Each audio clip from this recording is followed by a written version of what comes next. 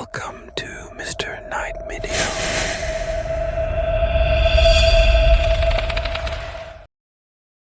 A woman moved into a small apartment building in the city, eager to start a new chapter of her life.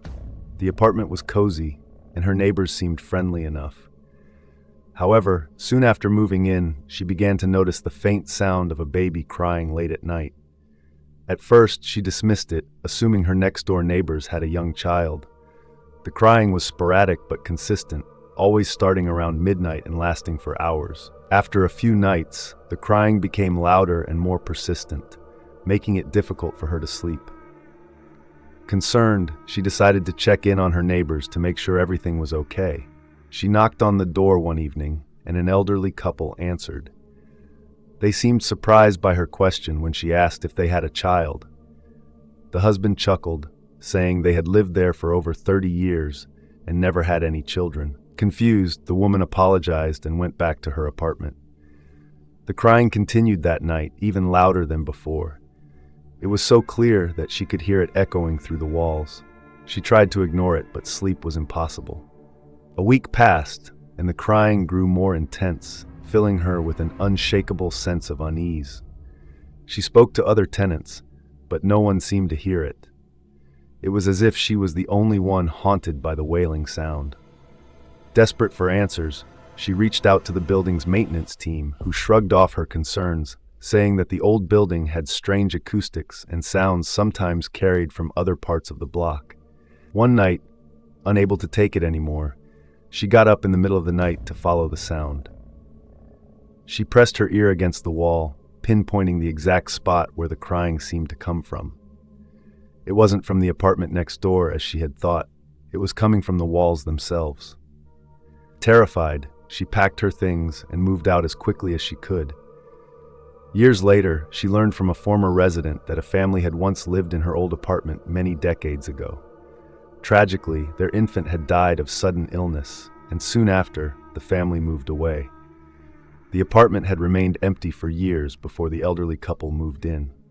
No one else has ever reported hearing the cries of the baby. After moving out, the woman tried to put the experience behind her, convincing herself that it was just the stress of living alone in a new place, or perhaps her imagination. But something about the crying baby haunted her. She couldn't shake the feeling that whatever was happening in that apartment wasn't finished with her. A few weeks later, she began to hear strange noises in her new apartment, soft, barely perceptible at first. At night, when everything was quiet, she would hear faint echoes of what sounded like the crying baby again. It was impossible, she thought, since she had moved far away, but the sound was unmistakable. The cries would begin softly and gradually grow louder, just as they had in the old apartment. One evening, as the cries intensified, she decided to investigate. She grabbed her phone, determined to record the noise this time. As she walked toward the source of the sound, she noticed something chilling. Cold spots, patches of freezing air, began to form throughout the apartment. Her breath became visible, even though it was the middle of summer. She reached the living room, where the crying seemed the loudest. Her phone began malfunctioning, the screen flickering and the battery draining rapidly. Panicking, she reached for the light switch, but as she flipped it, the power went out, plunging the room into darkness. The cries, now deafening, seemed to come from all around her. Then, as suddenly as they began, they stopped. The silence that followed was suffocating. Her heart raced as she fumbled to find her phone, its screen flickering back to life for a moment. In the faint light, she caught a glimpse of something in the corner of the room. A small, shadowy figure standing still. It was the size of a child. Frozen in terror, she blinked, and the figure vanished. The crying never returned after that night, but the woman couldn't shake the feeling that something had followed her from the old apartment. She moved again shortly after, this time to a house far away from the city. Although she never heard the baby's cries again, she occasionally felt the cold patches and heard faint, strange noises in the middle of the night. No matter how far she went, she always felt watched, as if the presence that once haunted her apartment never truly let go. Ida Bangla Koridao.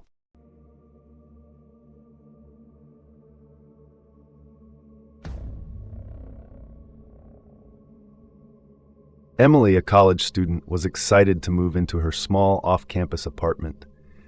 It wasn't anything fancy, but it was cozy, and she was glad to have her own space to focus on her studies. She shared the apartment with her roommate, Jessica, who she had known for a couple of years. Everything seemed normal at first, except for one thing, the bathroom mirror. From the moment she moved in, Emily felt something strange about it. The mirror was slightly crooked. No matter how many times she tried to fix it, it would always shift back into its uneven position, almost as if it was being pulled by an invisible force. At first, it was just an annoyance, something she brushed off as an old apartment quirk. One evening, after taking a hot shower, Emily stepped out of the bathroom and wiped the condensation from the mirror. As she did, her heart stopped. In the misty reflection, she saw the faint outline of a shadowy figure standing directly behind her. It was tall, with indistinct features, but its presence was unmistakable. Gasping, she spun around, but the bathroom was empty. She stood there for a moment, trying to calm herself down. "It's just your imagination," she told herself. The steam from the shower, the dim lighting, it was all playing tricks on her mind. Determined not to let it get to her, she pushed the unsettling encounter aside. For the next few days, nothing seemed out of the ordinary, and Emily began to convince herself that what she had seen in the mirror was just a trick of the light. But when she casually mentioned the experience to Jessica, her roommate froze. "I've seen something weird in that mirror too," Jessica admitted. She described how, late at night, she would occasionally catch glimpses of movement in the reflection, as if someone was standing just out of sight. At first, she had written it off as tired eyes playing tricks on her. But after hearing Emily's story, the unease she had felt came rushing back. The strange occurrences didn't stop there. Lights in the apartment would flicker at odd times, and small objects would go missing only to reappear in strange places. Both Emily and Jessica felt as if they were being watched, especially when they were alone in the bathroom. The mirror, always slightly off kilter, became a source of growing dread. One night, while studying late, Emily heard a strange noise coming from the bathroom, a faint, rhythmic tapping, like someone gently knocking on the mirror. Curious but cautious, she approached the door. As she stood just outside, the sound stopped. Heart pounding, she slowly opened the door and was greeted by an icy draft, though no windows were open. In the mirror's reflection, she saw something that made her blood run cold. The shadowy figure was back, but this time it was clearer. It was tall and thin, with long, distorted limbs. Its face was blurred, but there was something dark and hollow where its eyes should have been. It wasn't standing behind her this time. It was standing inside the mirror, watching her. Emily stumbled back, horrified, and slammed the bathroom door shut. She told Jessica everything, and the two of them, now terrified, decided to research the history of their apartment. What they found shocked them. The previous tenant had died under mysterious circumstances in the very bathroom they now used every day. According to old news reports, the tenant, a young woman, had been found lifeless in the tub, but the cause of death was never determined. Some said it was an accident. Others whispered it was something far more sinister. There were rumors that she had been obsessed with the bathroom mirror, often telling friends that she saw strange things in its reflection, things no one else could see. Emily and Jessica couldn't help but wonder if the shadowy figure they saw in the mirror had something to do with the tenant's death. Desperate for answers, they contacted a local paranormal investigator, who agreed to visit the apartment. When the investigator arrived, they performed a series of tests, and the results were chilling. The mirror seemed to act as some sort of portal, a gateway between the apartment and something darker. The investigator warned them that the figure in the mirror might be a lingering spirit, or worse, something far more malevolent that had been drawn to the tragedy that took place in the bathroom. Despite the warning, Emily and Jessica tried to stay in the apartment, hoping the disturbances would eventually stop. But they didn't. The figure in the mirror became more aggressive, appearing more frequently. Its presence felt even when they weren't looking directly at the glass. One night, after hearing loud banging coming from the bathroom, they found the mirror shattered, pieces of glass scattered across the floor. They took it as a final sign to leave.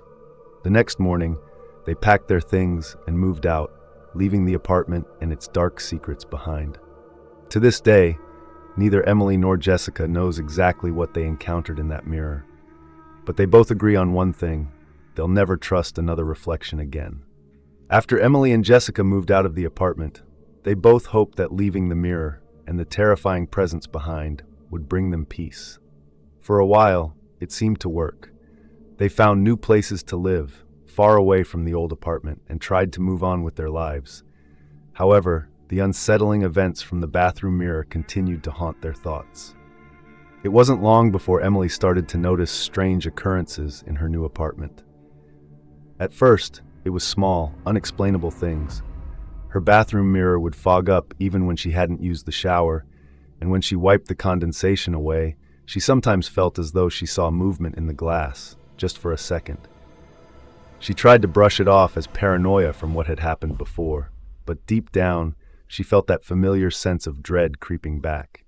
One evening, while getting ready for bed, Emily caught a glimpse of something in her bedroom mirror out of the corner of her eye, a flicker, almost like a shadow moving across the surface.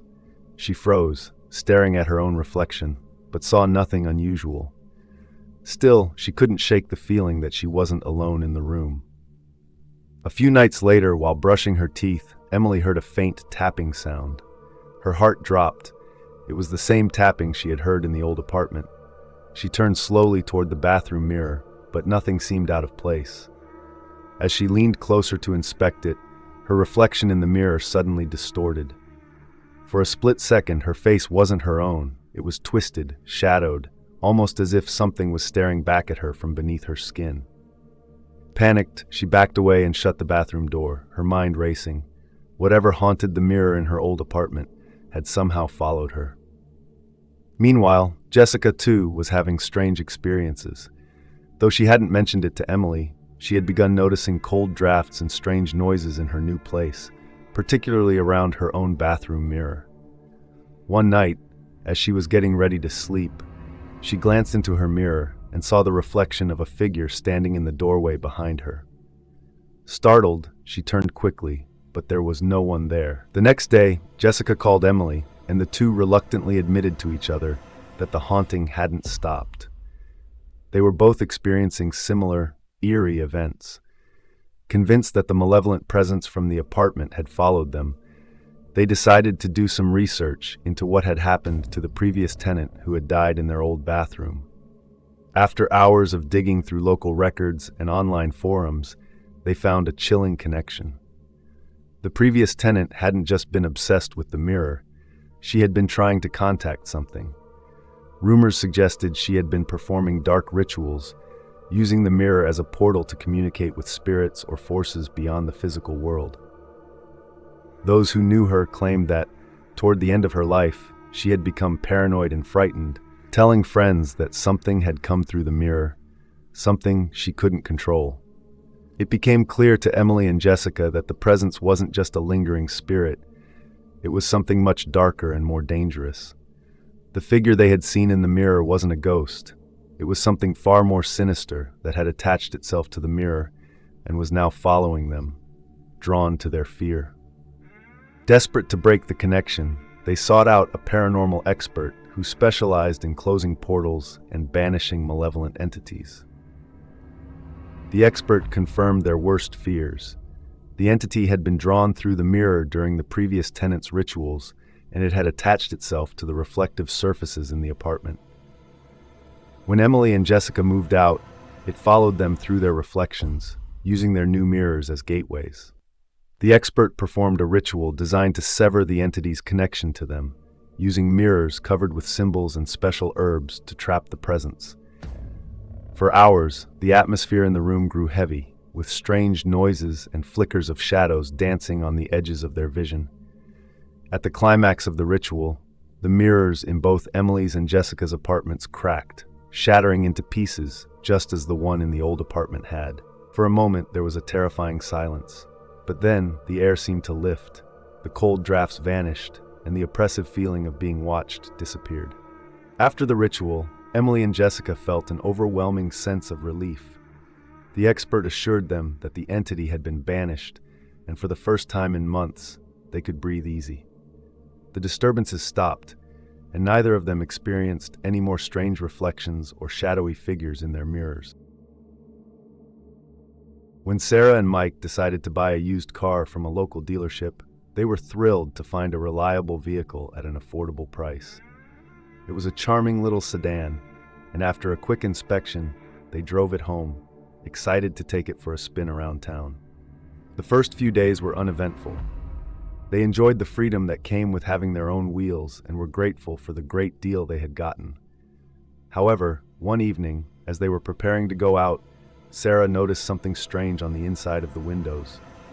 Small handprints were smudged across the glass, tiny, child-sized impressions that looked like they had been pressed from the inside out. "Did you see this?" she asked Mike, pointing to the marks. "It must be from the previous owner's kids." "Yeah, probably just dirt or something," he shrugged, dismissing it. "Let's clean it off." They wiped the handprints away with a cloth, laughing about how messy kids could be. But the next morning, as they got into the car to head to work, they were stunned to find the handprints had returned, just as fresh and clear as before. "What the heck?" Sarah exclaimed, staring at the glass in disbelief. "I cleaned this yesterday." "Maybe we just didn't clean it well enough," Mike said, though he felt a chill run down his spine. He scrubbed at the windows again, but the handprints reappeared by the end of the day. Unease began to settle between them. The handprints weren't just a nuisance. They felt eerie, as if someone, or something, was playing a game with them. They decided to ignore it, thinking perhaps it was just some stubborn residue left behind by the previous owners. As the days turned into weeks, the handprints persisted, appearing and reappearing without explanation. They tried everything, different cleaning products, even vinegar and baking soda, but nothing worked. The strange phenomenon only grew more unsettling. Sarah began to feel a presence in the car, a coldness that crept in whenever she sat behind the wheel. One night, after discussing their frustrations over dinner, Mike suggested they do some research on the car's history. They both felt that there was more to the story than they knew. He pulled out his laptop and began to search the vehicle identification number, VIN, while Sarah looked through local news archives. What they uncovered was chilling. Years ago, the car had been involved in a tragic accident where a young child lost their life. The details were scarce, but the couple discovered that the child's family had been driving home from a vacation when another vehicle struck them. The impact was devastating, and the child had been in the back seat. Feeling a wave of grief wash over them, Sarah and Mike exchanged worried glances. They couldn't shake the feeling that the handprints were somehow connected to the child's spirit, reaching out for attention, for acknowledgement of their presence. As the couple discussed the implications of what they had learned, Sarah began to cry. What if the child is just trying to communicate with us? What if they're lost? Determined to bring peace to whatever spirit lingered in their car, they decided to perform a small ceremony. They gathered some flowers, lit a candle, and placed them on the dashboard of the car, speaking softly to the spirit of the child. They acknowledged the tragedy that had taken place, expressing their sorrow and respect. The next day, as they got into the car, both Sarah and Mike held their breath. They looked around, half expecting to see the handprints again, but the windows were clear. For the first time in weeks, there was nothing, no smudges, no marks, just a sense of calm. In the following days, they continued to feel an odd but comforting warmth when they drove the car, as if the spirit was at peace. The handprints never returned, and the eerie presence that had once filled the vehicle dissipated, leaving behind an almost familial bond. Though they still felt a tinge of sadness when they remembered the child, Sarah and Mike found comfort in knowing they had honored the spirit in their own way. They made it a tradition to leave flowers in the car whenever they took a long trip, a small gesture of remembrance for the child who had once traveled with them. The couple never forgot the lessons they learned from their experience, that every object has a history, and sometimes the stories behind them are more profound than we can ever imagine. The car became not just a vehicle, but a cherished reminder of compassion and respect for the spirits that might still linger in the world.